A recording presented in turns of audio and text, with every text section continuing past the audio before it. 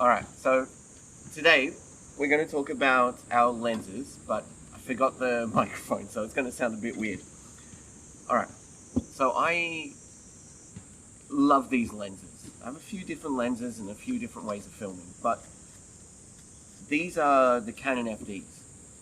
And whenever a director gives me the pitch for a film, I try to figure out how we can use these. They're not the best lenses. They just give my style. Everyone has their own way of filming. Some people like it to be really high contrast. Some people like really low contrast. These give a really nice mix in between the two.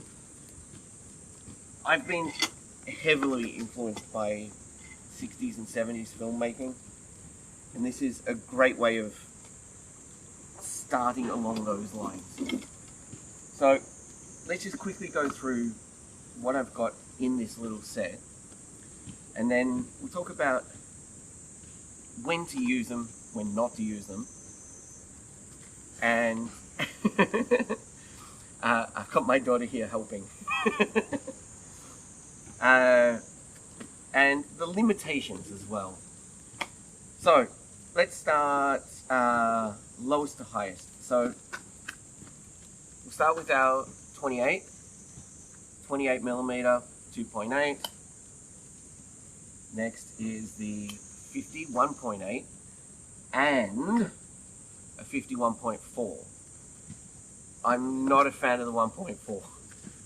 I like the 1.8 far better. This is all right in the low light as long as we're keeping the focal distance pretty close, but it's just not as reliable and as good looking as this one. Next is the 135 2.8, and the last one is the odd one out, which is a 35 to 105, 3.5. And yeah, it's an old one out. I'll talk about it in a minute. All right, let's talk about across the main three primes first, instead of going one by one. So that's these three. So that's the 50, 135, 28. Okay. So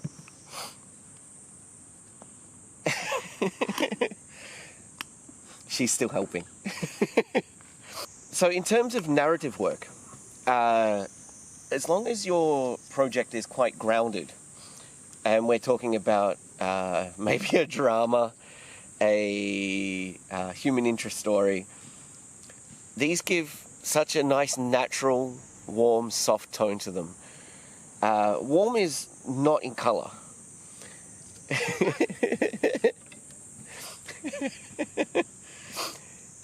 The warmth is kind of like the warmth of a record versus a CD.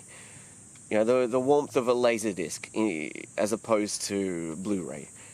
There's a real analog warmth to it. And that really, really helps tell those human stories.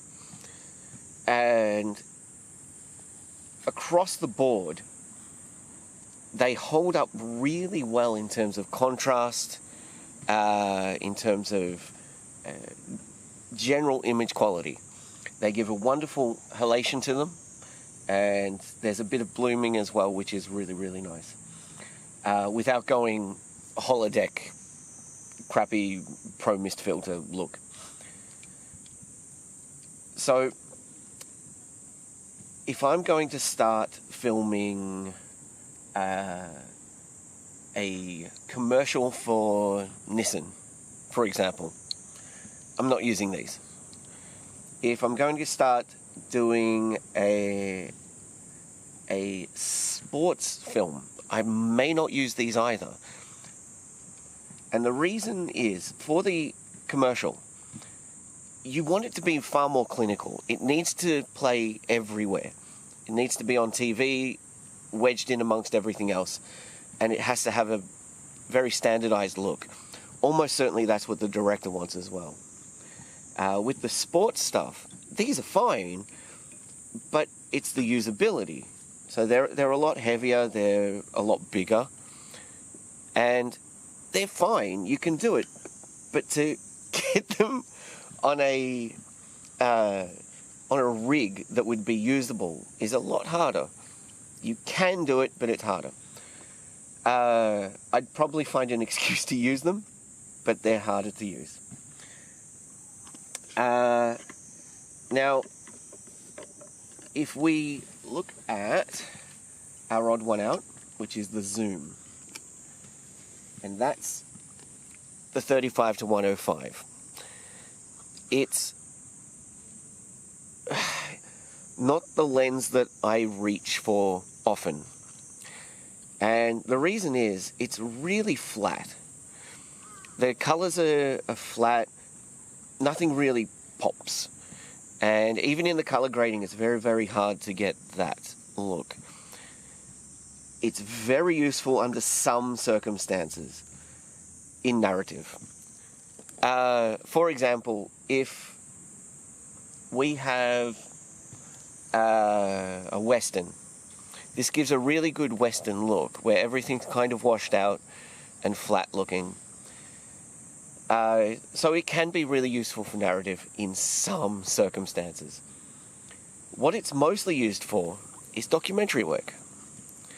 And it gives a really, really grounded, earthy tone while being very, very flexible, because the zooming function is not moving.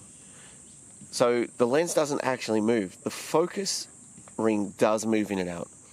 Very slightly, but it does. It's still very usable, but it's that zooming part that's so smooth and really, really useful. With its macro function as well, we can even focus quite a lot closer than its minimum focus, which is 1.5 meters.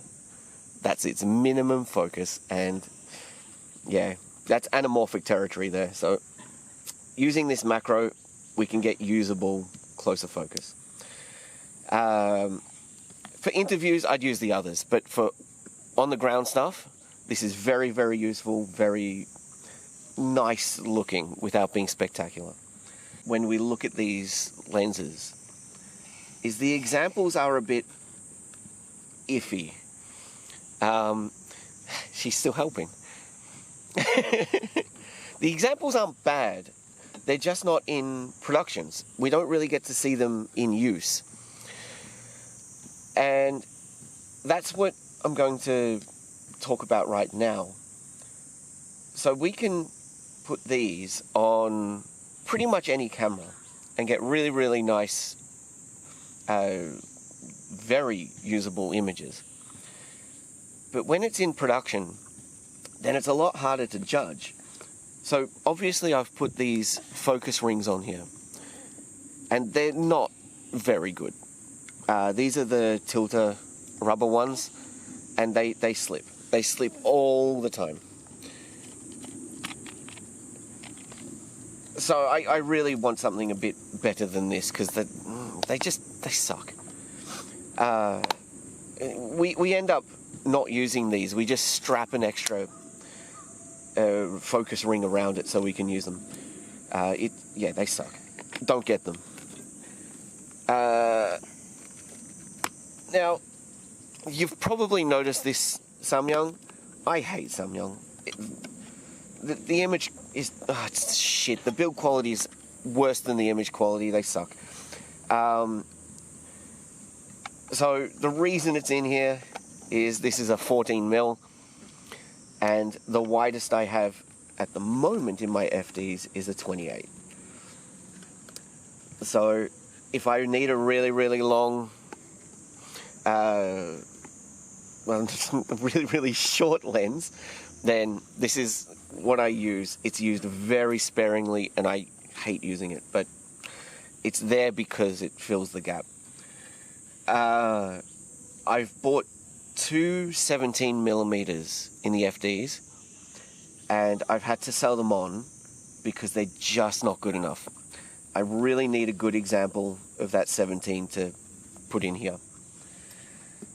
Alright, so let's look at some examples of actual use case. Let's start with the 28. So here is an example of the 28 in use.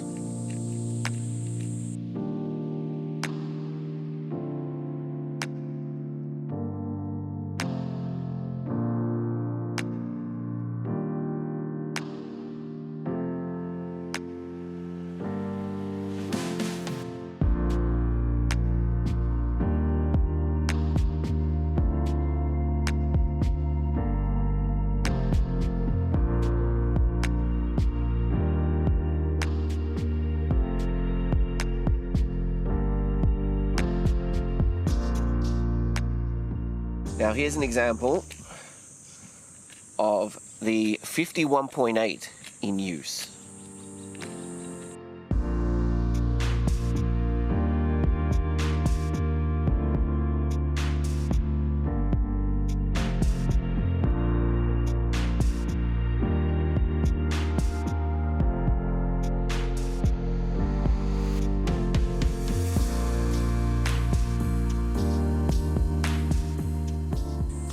Here's an example of the 1.4 in use. Notice that it's mostly close-ups, medium close-ups.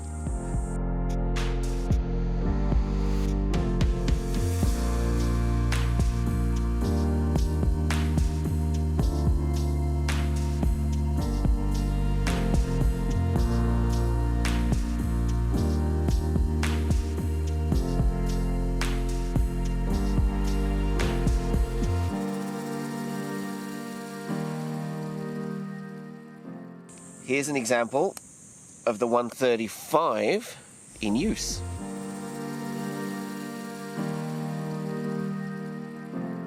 You'll notice that the contrast on this one is a lot worse than the others.